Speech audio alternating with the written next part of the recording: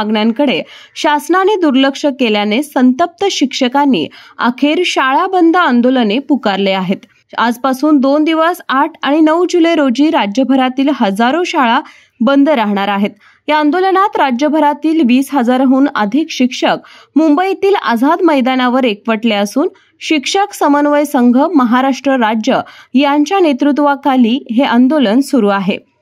संयुक्त मुख्याध्यापक परिषद, महाराष्ट्र राज्य मुख्याध्यापक महामंडळ यांच्यासह राज्यातील विविध संघटनांनी आंदोलनाला बिनशर्त पाठिंबा दिलाय। राज्य मंत्रिमंडळाने ऑक्टोबर 2024 मध्ये अनुदान वाढीचा निर्णय घेतला होता, मात्र त्या निर्णयाची अंमलबजावणी करण्यासाठी 3 अधिवेशनं उलटून गेली तरी निधीचं नियोजन झालेलं नाही।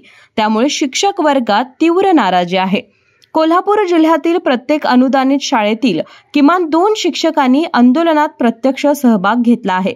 जिल्ह्यातील प्राथमिक, माध्यमिक, उच्च माध्यमिक अशा एकूण 100हून अधिक शाळा आज आणि उद्या पूर्णपणे बंद राहणार आहेत।